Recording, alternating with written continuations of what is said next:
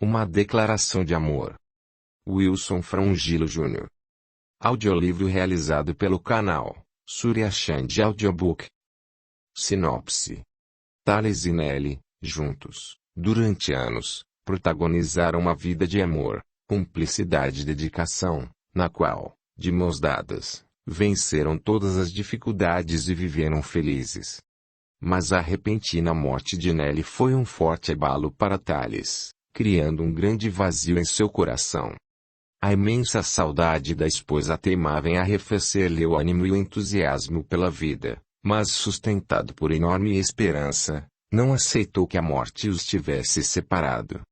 O grande amor que os unia, com certeza, teria forças para derrotá-la.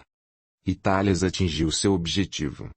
Apesar de Nelly estar agora na dimensão espiritual da vida, e ele, na dimensão da terra, passaram a encontrar-se e a compartilhar em momentos de muita alegria. Na verdade, eles não enganaram a morte, apenas acreditaram na vida e na certeza de que é possível reencontro entre duas almas, momentaneamente separadas por dimensões diferentes, mas fortemente ligadas pelas emoções da mais pura e verdadeira afeição. E este é o tema desta bela e emocionante história de amor, deixando-nos a certeza de que um grande sentimento nem mesmo a morte consegue apagar. Uma história que, por si só, já significa uma autêntica e eterna declaração de amor. Capítulo 1. Eram perto de 10 horas da noite, e Thales já se encaminhava em direção ao quarto quando deteve os passos a meio caminho e lentamente entrou em um cômodo que lhe servia de escritório. Acendeu apenas a luz de uma luminária que se encontrava sobre uma grande mesa, abriu um armário que continha álbuns de fotografias e apanhou pequena caixa de madeira. Sentou-se, abriu-a, passando a examinar detidamente alguns poucos objetos que ela continha, e depositou-os carinhosamente, um ao lado do outro, sobre o tampo da mesa, até que, por fim, retirou dela um pequeno envelope amarelecido. Abriu-o com muito cuidado, retirando, de seu interior, uma foto bastante antiga, em meios tons, característica das fotografias dos anos 60, quando fotos em cores ainda eram muito caras e nem tão perfeitas como hoje. Aproximou-a um pouco da luz e sorriu. O rosto de Nelly, com 19 anos, estava radiante, e seu sorriso parecia envolvê-lo, mesmo tendo sido fotografada 4 anos antes de eles se conhecerem. Para ele, essa foto era especial, motivo pelo qual ele a guardava naquela caixa. Em seguida, apanhou um livro que se encontrava sobre a escrivaninha e leu, com muita atenção, o trecho que já lera por várias vezes. Tratava-se de um diálogo entre dois irmãos que falavam sobre um assunto que muito lhe interessava ultimamente: a emancipação do espírito durante o sono físico. E um dos irmãos explicava à irmã o que tinha aprendido. Pelo que pude entender, durante o sono, o espírito desprende-se do corpo, através do fenômeno denominado emancipação da alma, permanecendo a ele ligado por cordões de luz, e que, revestido pelo perispírito, entra em contato com o plano espiritual. Alguns, após esse desprendimento, podem encontrar-se com entes queridos que se encontram desencarnados e, nesses momentos, conversarem, tocarem-se e até participarem, juntamente com espíritos mais evoluídos, de atividades de aprendizado ou de auxílio a necessitados, encarnados ou não. A grande maioria, quando desperta do sono físico, não se lembra desse intercâmbio, vindo-lhe, à memória, apenas cenas e acontecimentos de um sonho com informações contidas no cérebro material e que são liberadas nesse estado de adormecimento. De outras vezes, o espírito, após acordar, chega a recordar-se vagamente de suas atividades extracorpóreas, porém, lembranças essas surgem como que embaralhadas com as imagens do sonho cerebral, mais ligadas à vida cotidiana. São raros os casos em que o espírito consegue se lembrar total ou quase totalmente dos acontecimentos do plano espiritual. Que deve ser o caso de papai, que quase não se lembra do que fala com mamãe, mas sente que esteve com ela e desperta feliz com isso. Mas na maior parte das vezes, os espíritos, infelizmente, ainda não conseguem ter uma participação sublime como essa e tendem a encontrar-se com espíritos mais inferiores, com eles convivendo em estranhas e bizarras atividades, ligadas a diversas categorias de viciações e erros. E Tales se perguntou: será que eu teria condições de me encontrar com Nelly? Ainda não senti nada em relação a isso, gostaria tanto, meu Deus, e tenho certeza de que, se me encontrasse com ela, durante a emancipação do espírito, eu acordaria com a sensação de isso ter acontecido. Vou orar bastante e procurar ser merecedor dessa bênção. Desde que sua esposa falecera, Tales pensava a todo momento em conseguir encontrar-se com ela durante o sono do corpo físico. Tales, 76 anos de idade, viúvo há 3 meses de Nelly, 74 anos.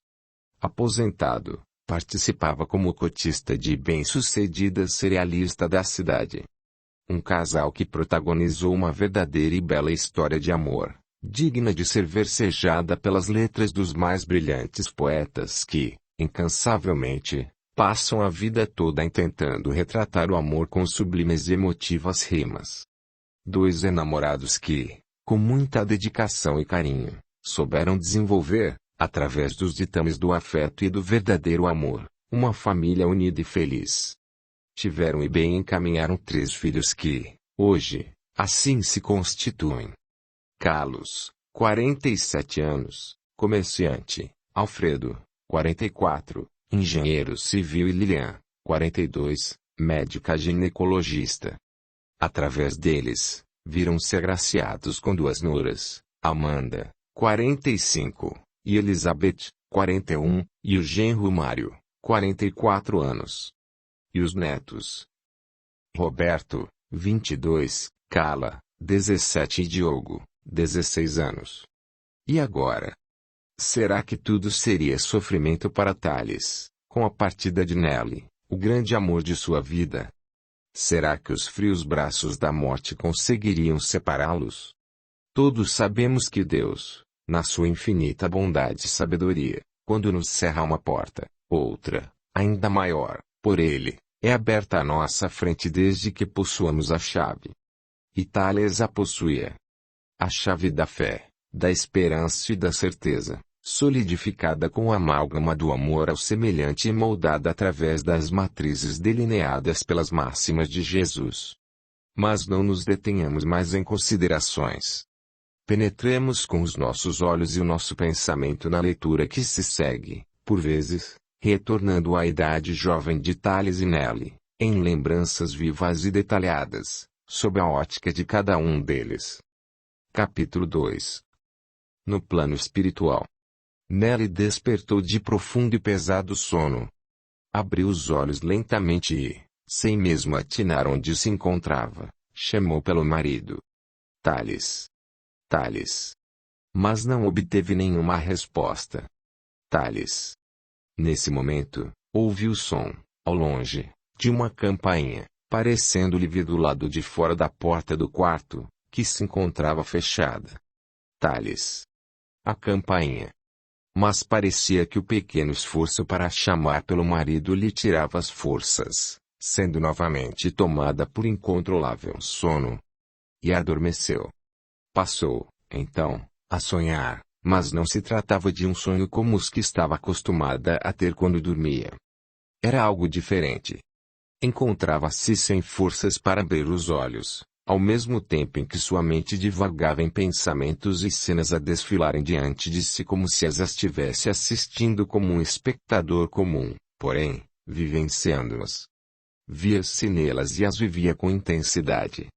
Em poucos segundos, percebeu que estava, de alguma forma, relembrando e vivendo toda a sua vida, desde a infância até os últimos momentos em que estivera acordada.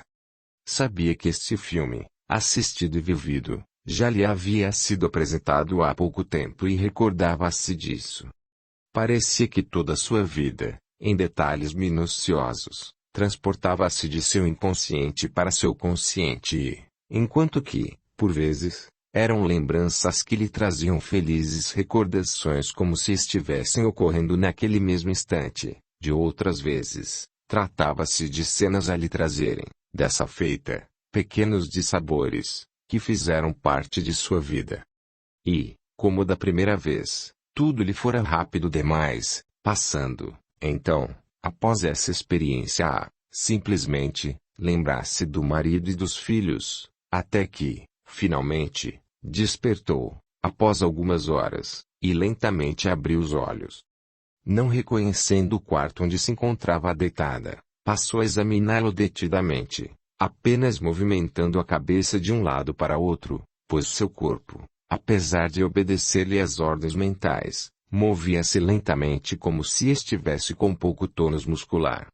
De qualquer forma, sabia que não se encontrava em sua casa, mas parecendo-lhe um quarto de hospital, apesar de não se encontrar ligada a nenhum aparelho clínico, exceto por um pequeno artefato preso ao seu indicador da mão esquerda, bastante parecido a um oxímetro, já que um finíssimo fio saía de uma de suas extremidades, sendo que a outra se encontrava fora de seu campo de visão. Tratava-se de um quarto bastante simples, com paredes pintadas de branco, uma cadeira de seu lado direito, um suporte para alimentação, um armário e uma janela com uma cortina de tênue tecido. Os móveis pareciam ter sido produzidos com um material diferente de tudo o que já havia visto, sendo que o que mais a impressionou foi o fato de não conseguir, pelo menos dentro de seu ângulo de visão, verificar nenhuma emenda ou parafusos ligando as partes, como se tudo tivesse sido construído por meio de uma única peça. Meu Deus! Onde será que me encontro? Parece-me mais um hospital, mas não me lembro de ter sido trazida até aqui. E por que não há nenhum de meus filhos ou meu marido aqui presentes? Será que passei mal ou tive algum problema de saúde de que não me lembro? Preciso chamar alguém, uma enfermeira, se é que, realmente, encontro-me no leito de uma casa de saúde. E, pensando assim, girou o corpo o máximo que pôde a fim de encontrar alguma campainha, mas nada viu. Fez um pouco mais de esforço no intento de encontrá-la, surpreendendo-se com o toque de uma, mais intensa agora, do lado de fora da porta daquele quarto. Percebeu também que havia uma outra porta, um pouco mais à esquerda. Talvez, esta outra seja a do banheiro. Nesse instante, como se alguém tivesse ouvido o som suave daquela sineta, a porta se abriu, dando passagem a uma pessoa que, prontamente, imaginou ser uma enfermeira ou uma médica. Bom dia, senhora, cumprimentou a jovem, sorridente, toda vestida de impecável uniforme branco. Na verdade, foi com o traje hospitalar, parecendo ter sido feito sob medida e sem nenhuma marca de dobra no tecido, que nele primeiro se impressionou, além, evidentemente, da beleza e do carinhoso sorriso da moça. Bom dia, respondeu, complementando com uma pergunta. Isto é um quarto de hospital? E, sem deixar o sorriso de lado, a enfermeira respondeu-lhe, solicite naturalmente. Digamos que se trata de uma clínica de recuperação e de esclarecimento. Clínica de recuperação? Não estou entendendo, pois nem me lembro de ter adoecido. O que aconteceu comigo? E meu marido? Meus filhos? Meu Deus, Dona Nelly, quantas perguntas! Pelo seu estado, acredito que tenha passado por algum mal súbito e necessitou de alguns cuidados médicos. Fique tranquila. Logo, o Dr. Mendonça virá lhe falar. Mas, como é mesmo seu nome? Oh, desculpe-me, eu não lhe disse ainda. Pode me tratar por Lia. Sou enfermeira desta clínica.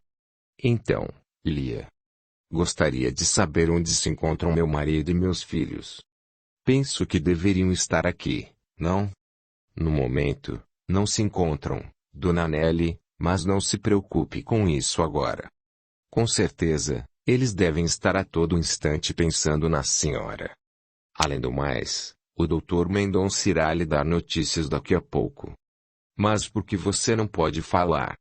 Simplesmente, porque estou iniciando hoje o meu serviço nesta ala da clínica, onde a senhora ficará sob meus cuidados pelo tempo que aqui permanecer, respondeu a jovem, carinhosamente. Isso quer dizer que terei ainda que passar mais tempo internada. Só sei informar-lhe que tudo dependerá da senhora, ou seja, dependerá de como irá reagir, agora que despertou. Despertei. Diga-me uma coisa. Há quanto tempo me encontro aqui? Isso também não saberia lhe responder.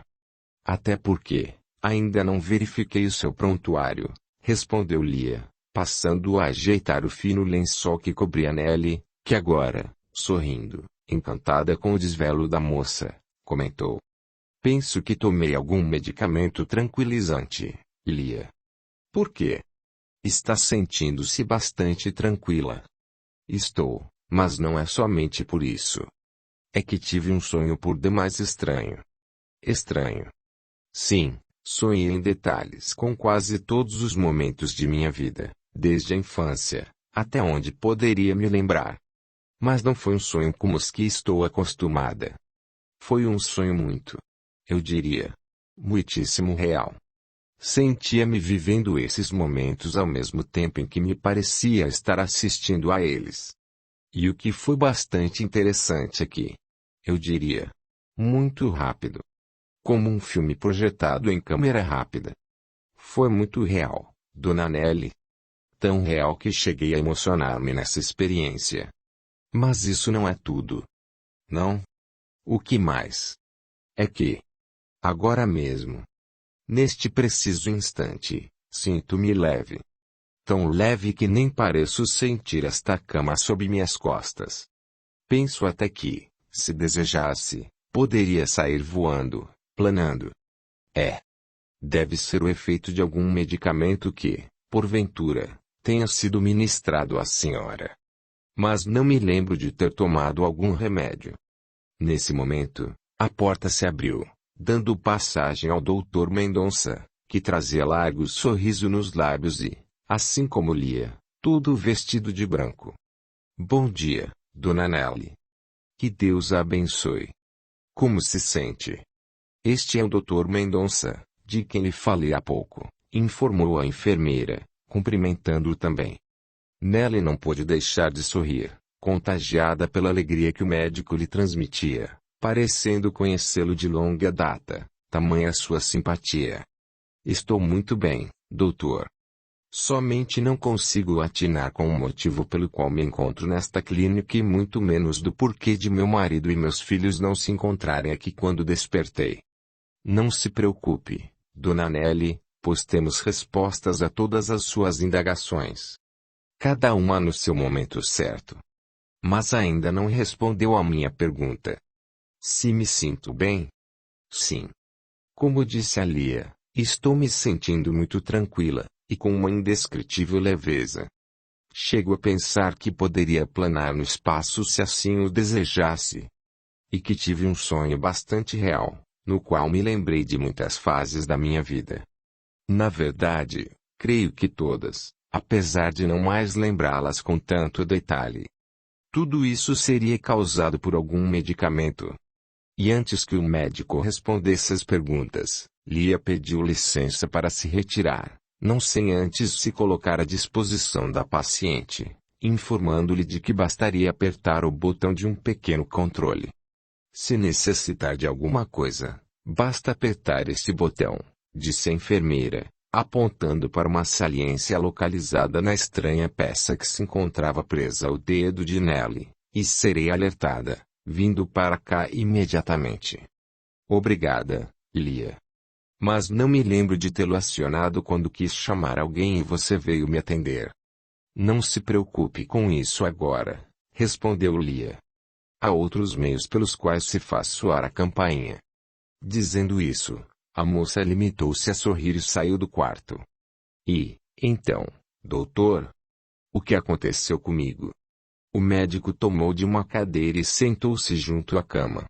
O que posso lhe informar no momento, Dona Nelly, é que a senhora, pela idade que apresenta, passou por um tipo de descompasso cerebral, necessitando de um pouco de repouso a fim de se recuperar.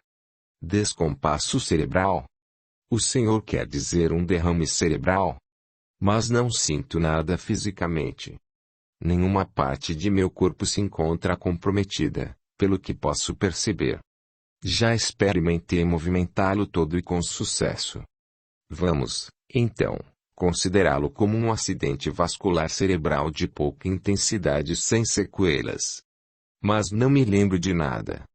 É muito comum não se lembrar. E como estou, doutor? É grave o meu caso? Não, e você mesma já está verificando isso. Sinto-me muito bem. Pois, então. Mas torno a insistir. E meu marido e meus filhos? Por que não estão aqui? Está escondendo algo de mim, doutor? O doutor Mendonça sorriu-lhe novamente. Vou começar a responder-lhe, iniciando pela sua última pergunta. Você verá por si mesma que não estou lhe escondendo nada a respeito de sua saúde. E, levantando-se da cadeira, o médico aproximou-se mais da cama, colocou sua mão direita por debaixo do travesseiro e, erguendo-o, juntamente com a cabeça de Nelly, convidou-a. Procure sentar-se lentamente. Vou ajudá-la. E a mulher, com muita facilidade, sentou-se. Muito bem, exclamou o homem. Está se saindo otimamente bem. E acionou a campainha, o que fez com que, em alguns segundos, Lia retornasse ao quarto. Pois não, doutor? Lia, por favor, auxilie Dona Nelly a colocar os pés e as pernas para fora da cama. Vou poder ficar em pé? Sim. Lia, por favor, calce-lhe as chinelas. Posso descer da cama? Apoie-se em Lia e conseguirá. Sinto-me um pouco zonza. Isso também é natural, Dona Nelly. Logo passará. Dê alguns passos. Caminhe. E a senhora fez o que o médico lhe recomendou, auxiliada pela enfermeira. Como está se sentindo? Como já disse, sinto-me muito leve. Posso ir até a janela? Oh, sim. Abra as cortinas, Lia, para que Dona Nelly veja o jardim. O quarto se encontrava no andar térreo, e Nelly, assim que chegou à janela, não se conteve, exclamando: Meu Deus, como é lindo esse jardim! O que está acontecendo com a minha visão, doutor?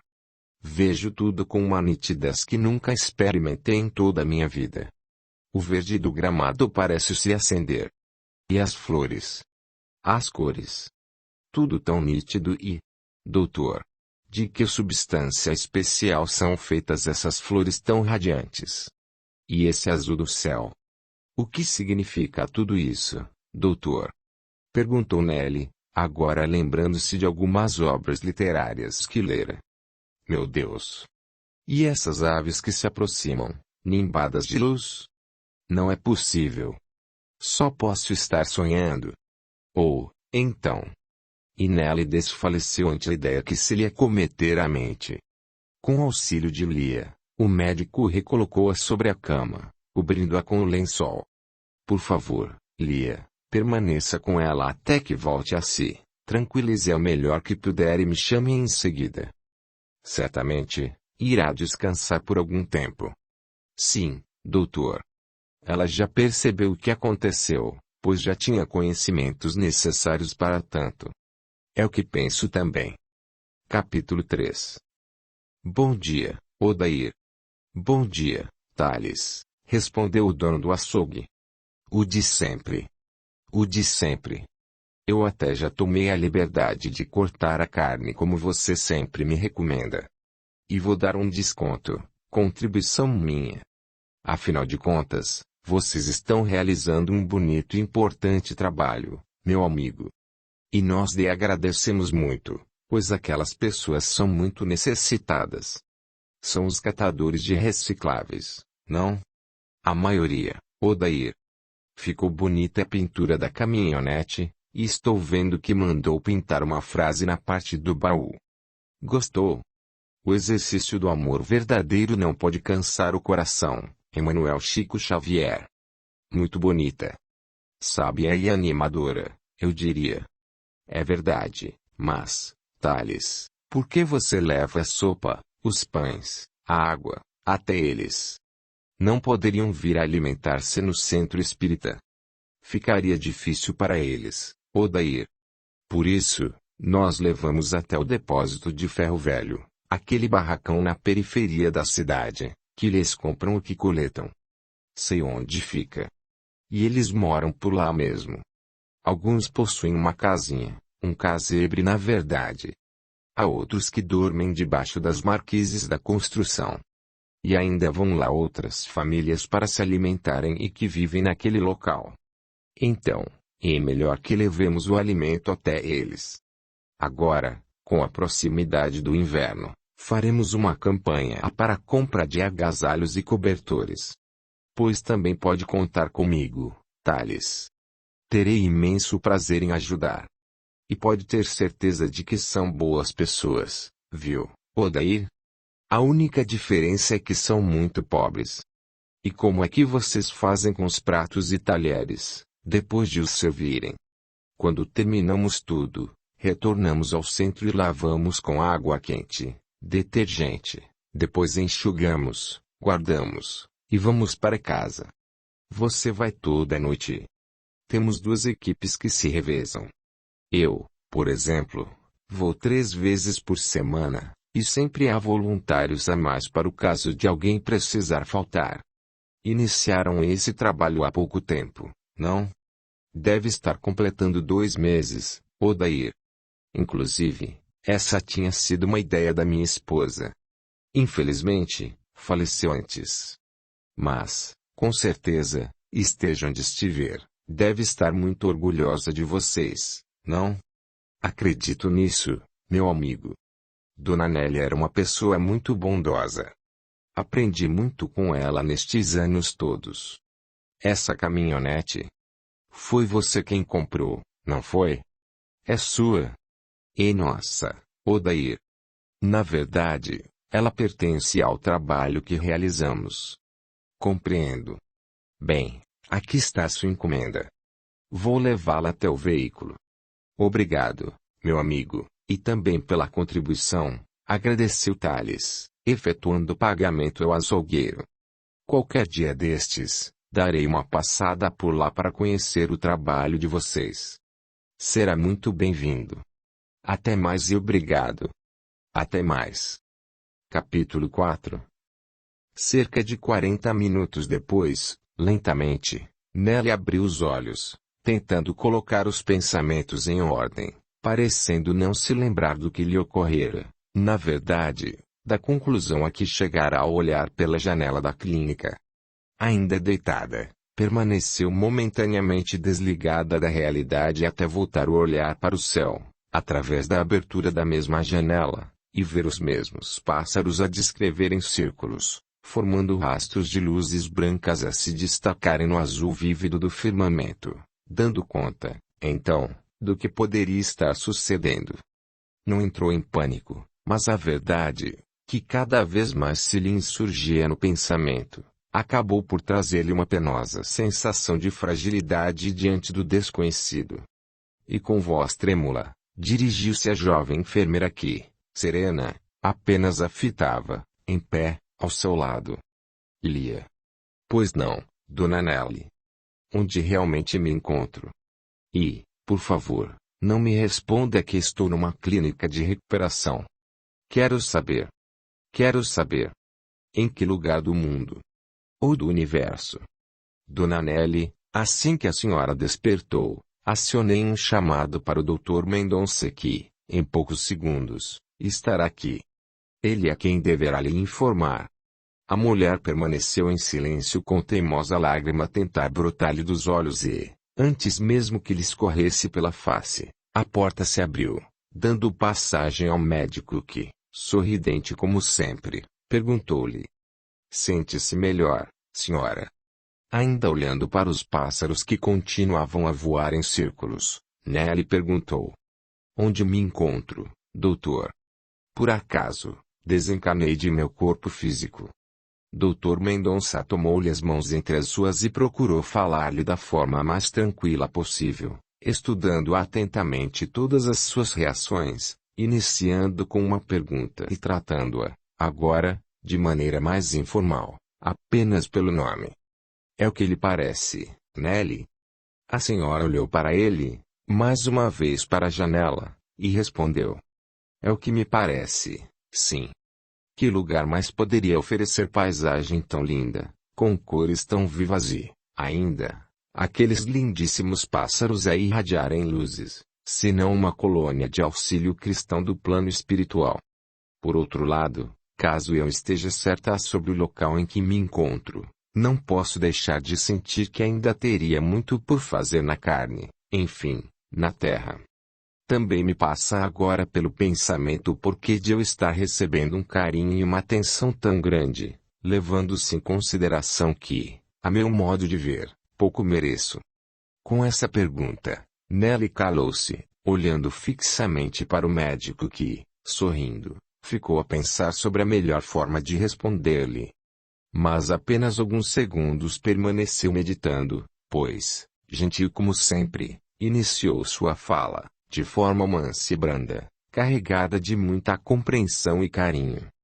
Nelly, você não desconhece que não devemos julgar precipitadamente quaisquer acontecimentos de nossas vidas, sejam eles de dor ou de alegria, porque sabemos que os de sofrimento somente podem ter sido ocasionados por nós, e os de felicidade, por Deus.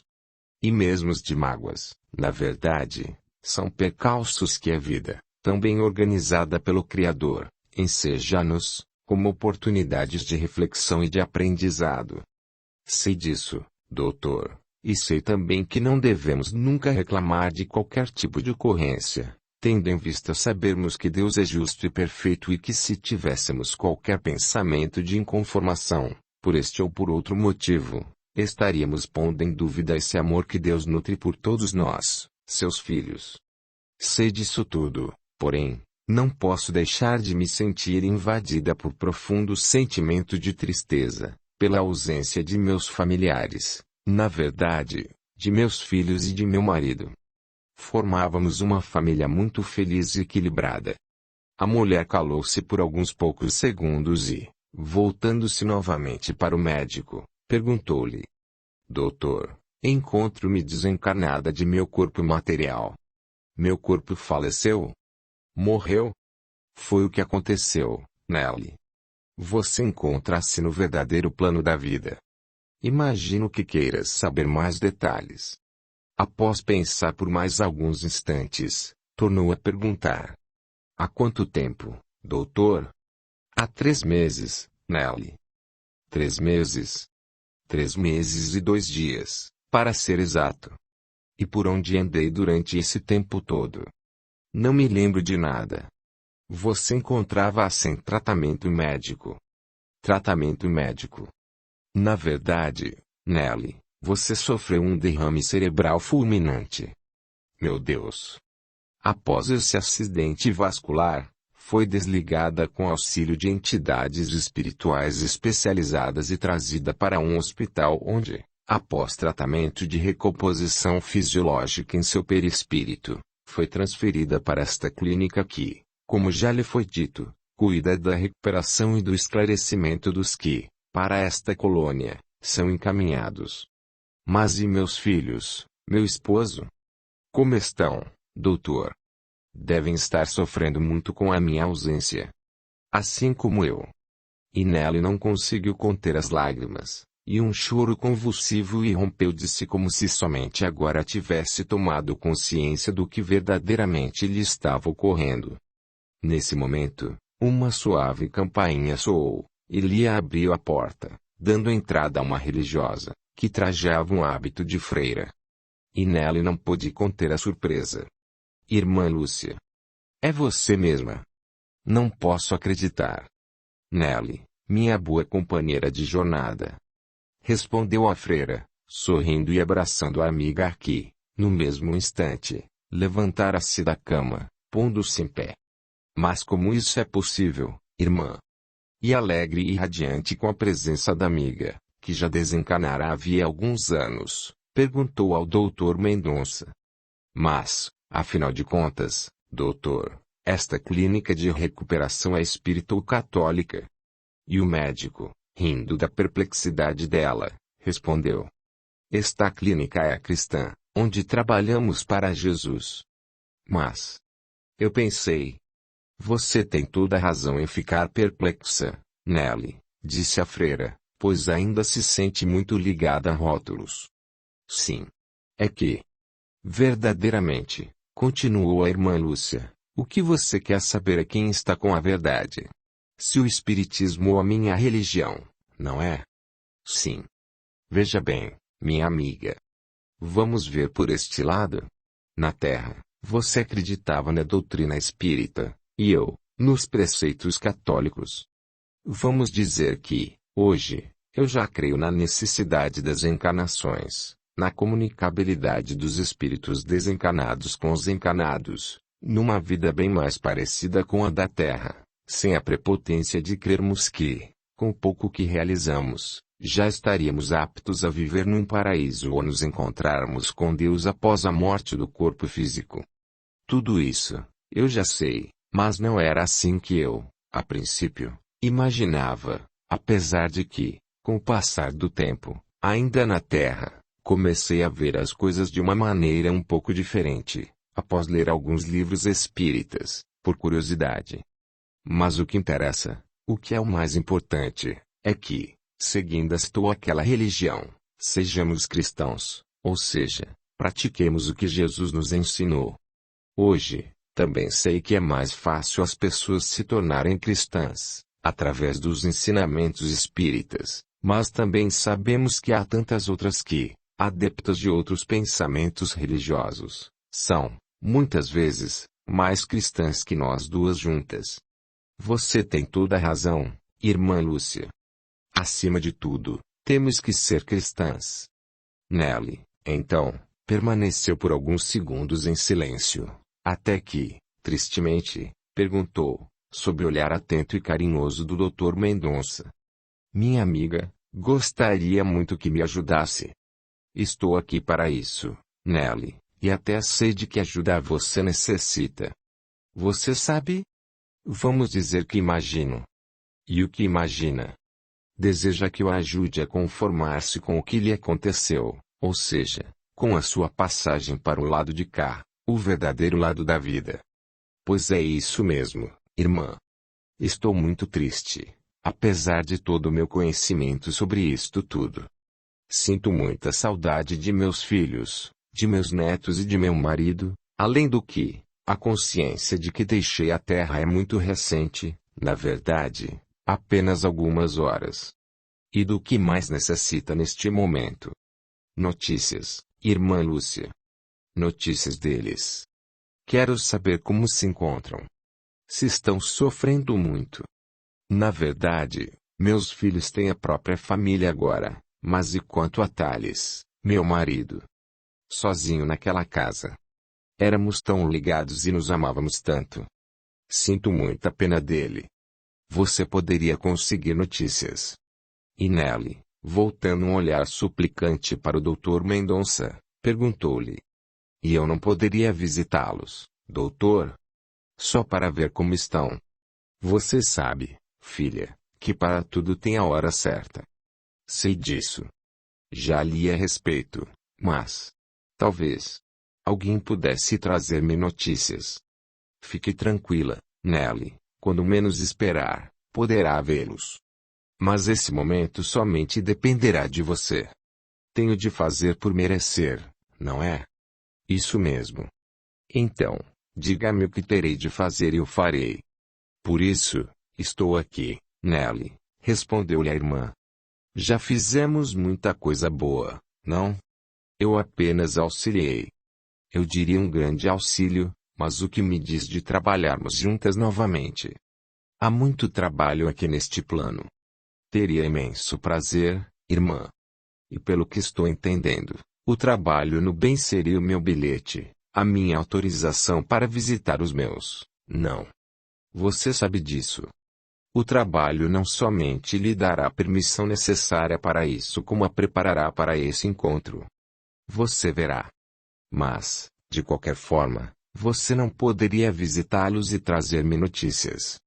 A irmã olha para o Dr. Mendonça que, sorrindo, a autoriza com um simples menear de cabeça. Eu já o fiz, Nelly. Já?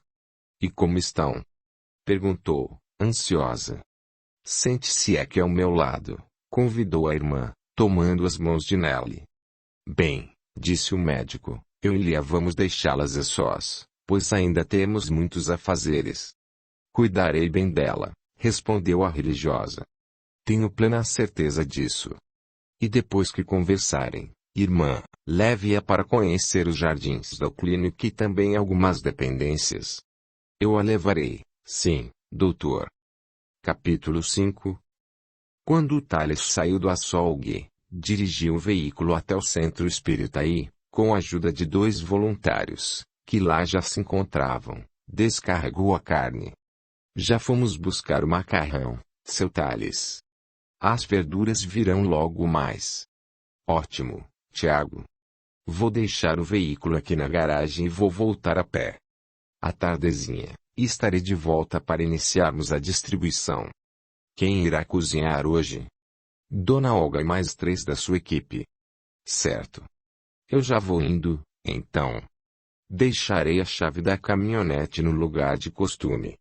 Até mais tarde. Até mais. Thales havia caminhado apenas algumas quadras quando ouviu uma buzina e o carro da filha estacionando junto ao meio-fio, ao seu lado. Bom dia, pai. Bom dia, Lilian. Entre. Dou-lhe uma carona. Thales acomodou-se ao lado da filha, e ela beijou-lhe o rosto, como sempre fazia. Tudo bem, papai? Aonde vai indo? Vou passar na nova obra do Alfredo. Combinamos de nos encontrar lá, pois tenho que apanhar um cheque com ele. A contribuição do mês para a sopa. Isso mesmo, mas não irei atrasá-la, filha. Não. É caminho para a clínica. Estou vindo do hospital. O senhor está bem? Estou, filha. Ainda com muita saudade de sua mãe, mas a vida não pode parar. Mamãe deve estar muito feliz com o trabalho da sopa. Tenho certeza disso, filha. Era o seu sonho. E o senhor o está realizando. Todos nós, Lilian. Onde irá almoçar hoje, pai? A Lucineide tem ido buscar comida no restaurante da dona Lourdes. Lucineide é muito dedicada, não? Há quanto tempo ela é empregada em sua casa, papai? Eu havia acabado de me formar quando ela começou a trabalhar lá. Deve estar com mais de 20 anos. Pobre Lucineide. Sentiu tanto a morte da mamãe. E ainda sente. Já a vi chorando enquanto trabalha. Tenho procurado conversar bastante com ela, falar-lhe sobre a vida, que a morte não existe, que um dia ainda nos reencontraremos, e ela parece estar aceitando melhor. Já começou até a cantarolar quando está passando roupa. Lilian sorriu ao lembrar-se da expansividade da empregada doméstica, na verdade, considerada como uma pessoa da família. Alguns minutos depois. Pronto, papai, chegamos. Veja, o Alfredo está lá nos fundos da construção. Obrigado pela carona, Lilian. Diga ao Mário e ao Diogo que lhes envio o meu abraço. Direi sim, pai. Apareça lá em casa. Neste final de semana, passarei por lá. E Thales desceu do carro. Bom dia, Thales. Cumprimentou o dono de uma loja, localizada defronte da construção, do outro lado da rua. Bom dia, Esteves. Como vai o coração? Depois da cirurgia, ficou novo, Thales. Certamente, está melhor do que o meu. Pelo menos, está remendado, respondeu o comerciante, rindo alto. E o doutor Mário, seu genro, não economizou remendos. Um bom dia e bons negócios, meu amigo, disse Thales, sorrindo, e entrou na construção para falar com Alfredo. Quem era, Esteves? Perguntou Judite, sua esposa, chegando naquele instante, dos fundos da loja. Era o Thales. Um bom homem, não? Desde que o conheço, nunca o vi reclamar de nada, sempre sorrindo e com uma palavra amiga. É verdade, Judite. Uma boa pessoa, sempre com uma palavra fraterna e sensata. Você também é um bom homem, querido. Sabe, Judite, aprendi muito com esse meu amigo. Capítulo 6. E assim que o médico e a enfermeira se retiraram, Nelly, ainda ansiosa, perguntou: E, então, minha amiga, como estão meus familiares? Vamos começar pelos seus netos. Todos estão bem. Logicamente, sentem sua falta, mas são jovens e possuem tantas ocupações que, não os leve a mal, estão se acostumando. Eu sei disso, irmã, e fico contente com isso. E meus filhos? Carlos, Alfredo e Lilian estão bem e, apesar da grande saudade que sentem da mãe tão carinhosa, compreensiva que sempre foi, e conselheira de todos, sentem-se calmos, pois sabem que você deverá estar muito bem aqui neste plano, tendo em vista o conhecimento que detinha e que detém sobre a vida e, principalmente, pelos trabalhos caridosos que desenvolvia. O que mais os preocupa no momento é Thales. Meu marido não está bem? Está, mas sente muito a sua falta. Pobre Thales! Murmurou Nelly, tristemente. Mas você não deve se preocupar tanto, pois assim como seus filhos, ele também a imagina como alguém que está sabendo lidar com toda esta mudança e confia muito em Deus e nos espíritos. Ele está muito triste, irmã? Como um apaixonado que sempre foi, respondeu, sorrindo, mas, como lhe disse, não se encontra desesperado. Apenas com muita saudade, o que é perfeitamente natural, não. De qualquer forma, possui a certeza de que, um dia, a encontrará novamente. E o que lhe tem feito? Bem, ainda não foi trabalhar, até porque seus filhos lhe pediram para que se distraísse um pouco. Mas o trabalho é sua maior distração. Eu disse que não foi trabalhar na loja, mas tem desenvolvido uma boa atividade. Uma boa atividade? E qual? Bem, em seu nome, Nelly, ele e outros cooperadores estão realizando a distribuição de sopa aos catadores de recicláveis e às famílias pobres, debaixo das marquises do depósito de ferro velho. Em meu nome. Por quê? Porque essa ideia era sua, e ele, então, procurou entusiasmar os frequentadores do centro espírita para que a colocassem em prática. E Thales liderou todo o projeto. Não havia sido uma ideia sua. Sim, irmã. Era um trabalho que eu havia visto numa outra cidade e que me entusiasmara muito. Levei esse projeto ao centro, e muitos também sentiram vontade de realizar, mas as dificuldades eram muitas. Mas, diga-me, como isso está funcionando? Bem, todas as tardes, uma equipe prepara a sopa, bem substanciosa, com carne, legumes. Thales faz parte dessa equipe. Faz. Ele se encarrega da compra e da coleta de donativos, e uma equipe de senhoras prepara a sopa, que é colocada numa caminhonete, dessas com baú. E também distribuem pão.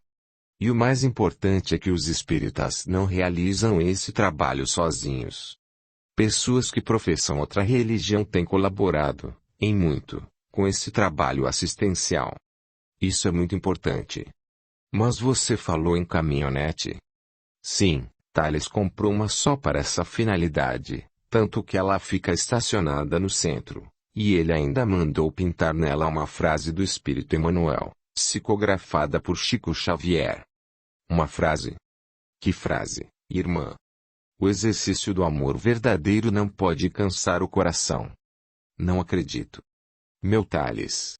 E para beber, irmã? Eles levam água em pequenas garrafas, também na caminhonete. Numa caminhonete? Que o Thales comprou. E quem paga toda essa despesa? Uma parte, ele e seus filhos. Outra parte, através de doações.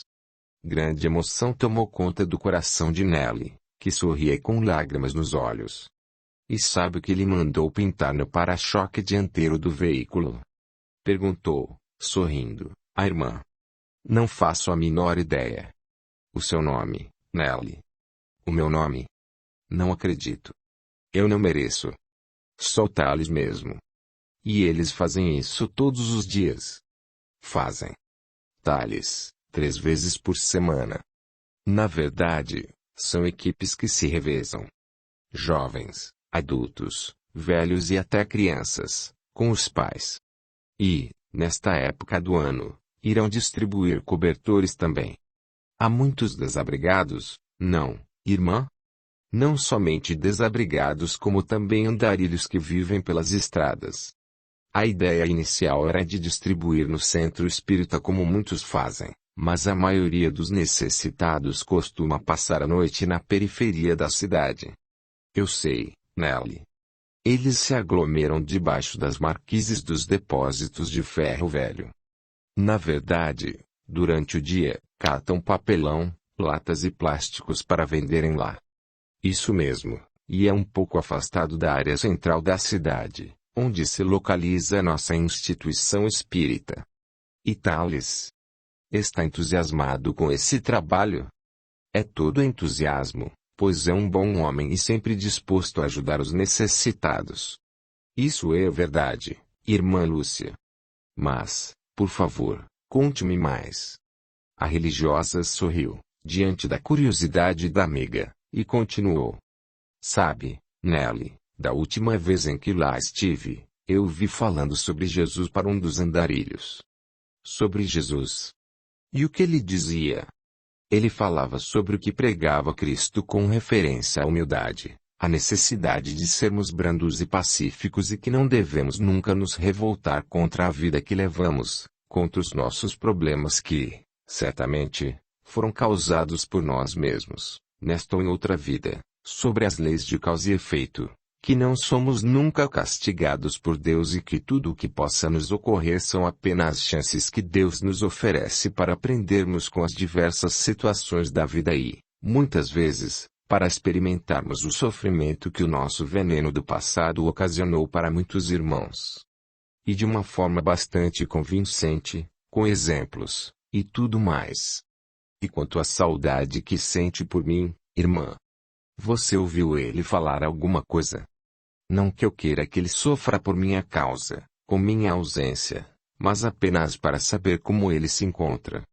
Tenho percebido uma grande tristeza, sim, Nelly, mas é certo que, com o tempo, ele irá melhorar e passará a pensar em você com muita alegria no coração, relembrando os bons momentos que viveram juntos. Nelly não conseguiu conter mais algumas lágrimas e abraçou a amiga. Audiolivro realizado pelo canal Surya Chand Audiobook. Capítulo 7. Dias se passaram, e Nelly já percorria, como observadora, alguns quartos da clínica com a irmã Lúcia. Era noite. Aproximaram-se, então, de uma cama onde se encontrava uma senhora, dormindo, com o semblante bastante austero, e sem mexer um só músculo do corpo. Irmã Lúcia apanhou um prontuário, de uma prancheta presa na grade inferior do leito, e mostrou a Nelly, lendo em voz baixa. Senhora Maria Teresa, 55 anos de idade, solteira, muito católica, observadora dos preceitos religiosos, acentuadamente rígida com os atos alheios e formadora de opinião sobre os mesmos, junto à comunidade feminina com a qual se relacionava. Nelly olhou para a irmã e, antes que emitisse sua opinião, esta, com um fraternal sorriso nos lábios, parecendo ler os seus pensamentos, disse-lhe: Não devemos julgar ninguém, Nelly, senão, estaremos também olvidando da trave de nosso olho. A amiga sorriu e mostrou seu entendimento, dizendo: Entendi, irmã. Como nos recomendou Jesus quando perguntou: Por que vedes um argueiro no olho do vosso irmão, vós que não vedes uma trave no vosso olho? Não é mesmo?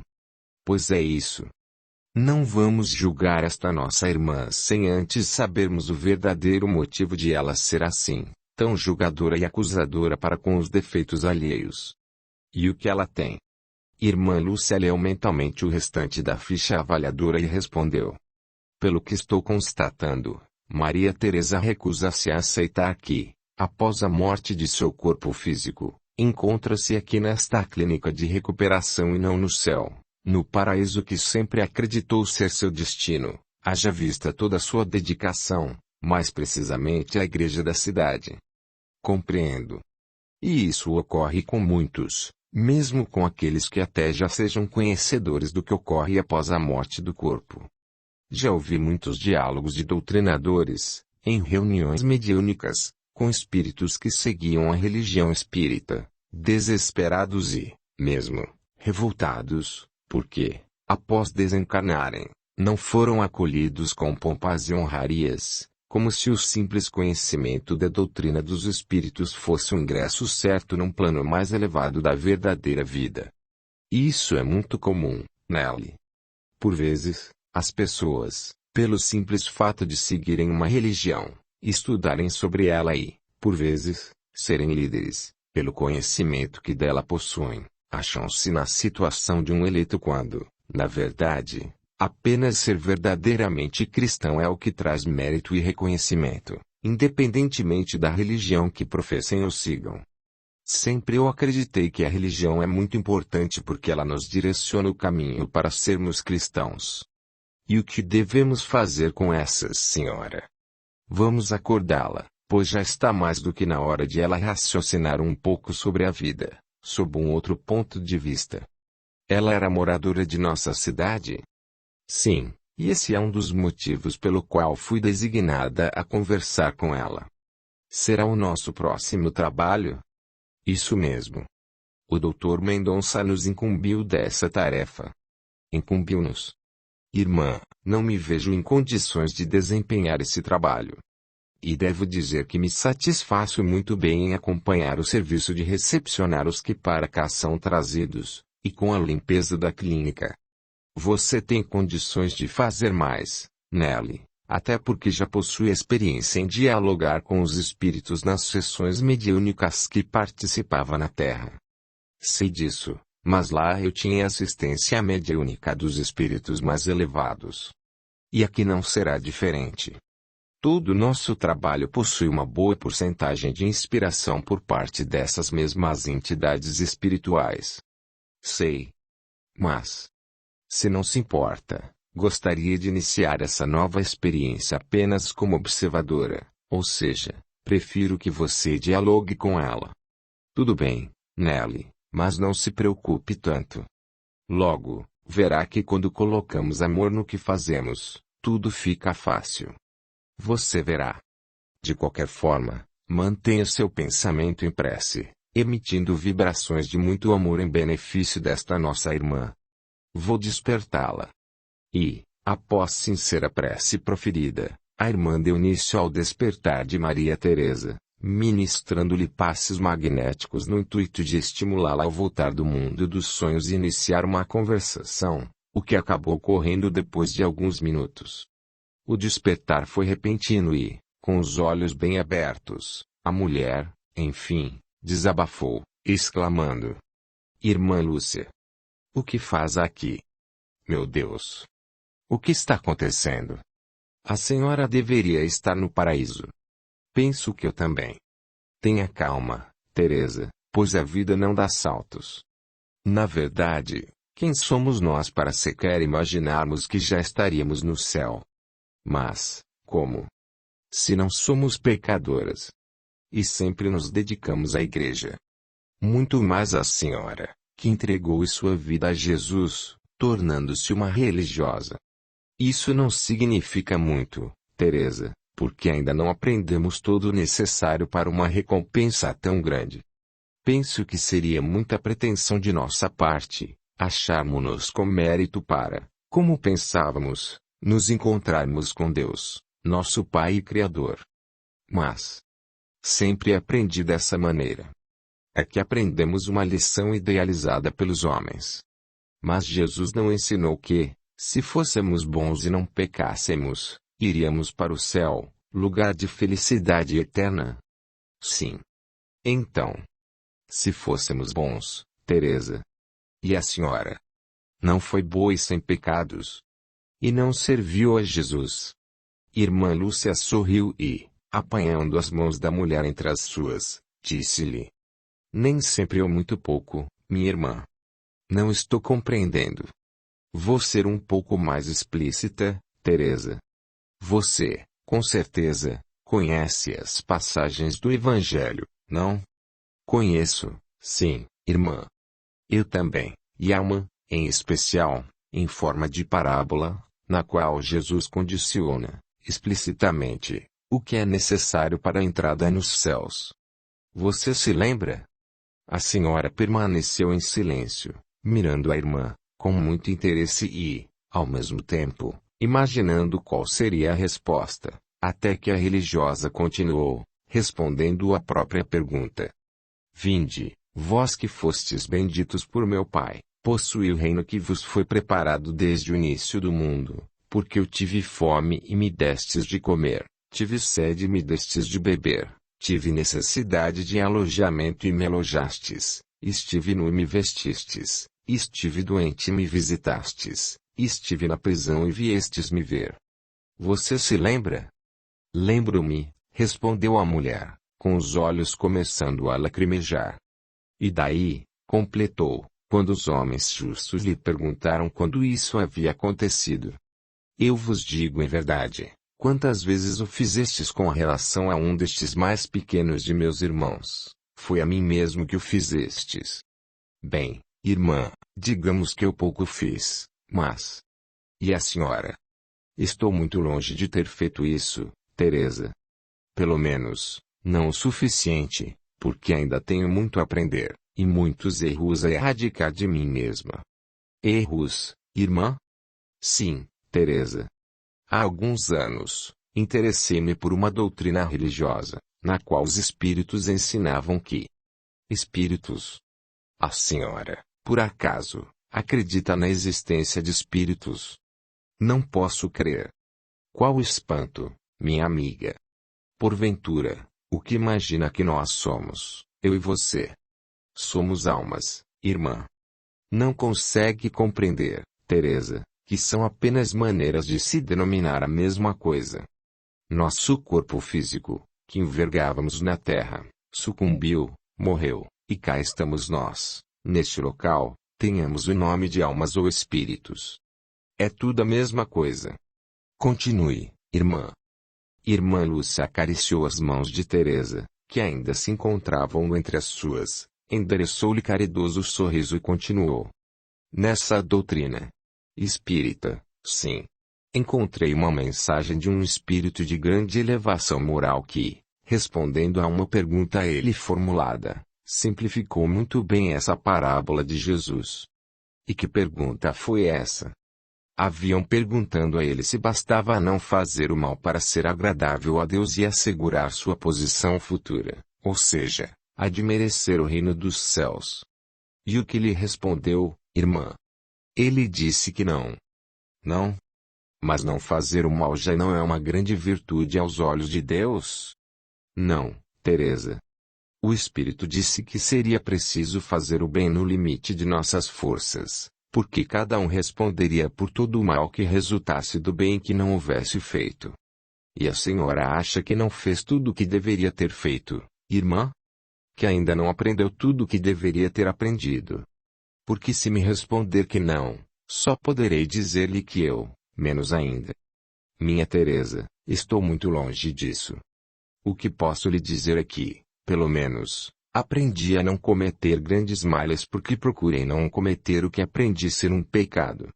Mas tenho consciência de não ter feito tudo o que estava ao meu alcance, em benefício do próximo, como Jesus nos recomendara. De qualquer forma, penso ter galgado um pequenino degrau evolutivo nessa encarnação. Encarnação? Isso mesmo. Encarnação é como é denominada a cada nova vida que temos de viver. Antiquíssimas religiões já acreditavam nisso. Diversas vidas. Sim, Teresa, eu aprendi que, se vivêssemos somente uma única vida na Terra, não teríamos a possibilidade de aprender tudo. Ou você acha que, com uma idade média de 60, 70, 80, ou mais anos, o homem teria condições de ir para um paraíso, um céu ou mesmo, como dizem, encontrar-se com Deus? A senhora acredita, de verdade, nisso? Acredito, sim, e é tudo muito simples.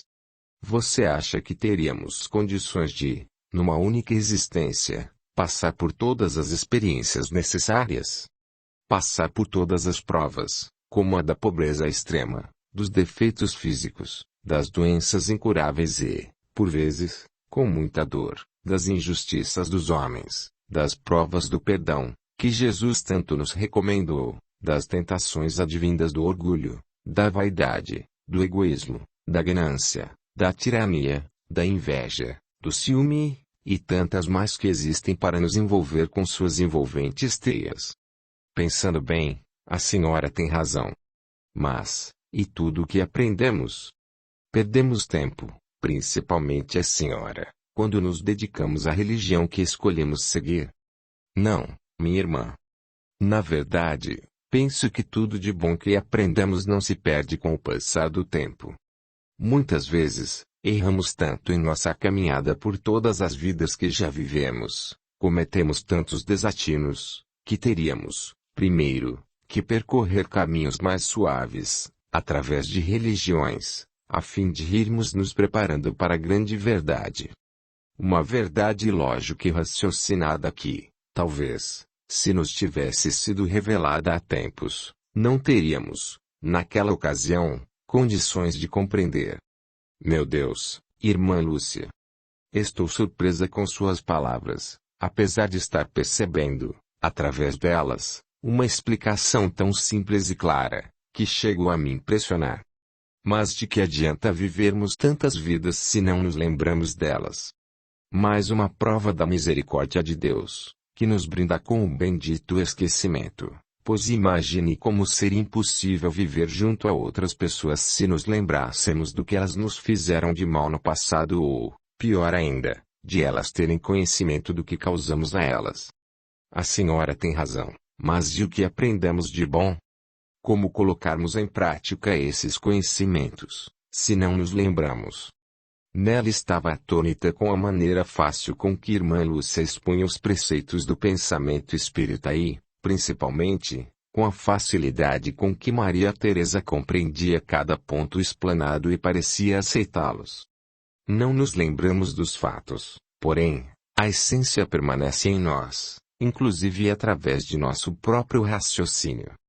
É por isso que a doutrina espírita não é uma religião imposta, mas sim raciocinada e lógica. Ela sempre propõe que o espírito pense, raciocine e tire as suas próprias conclusões.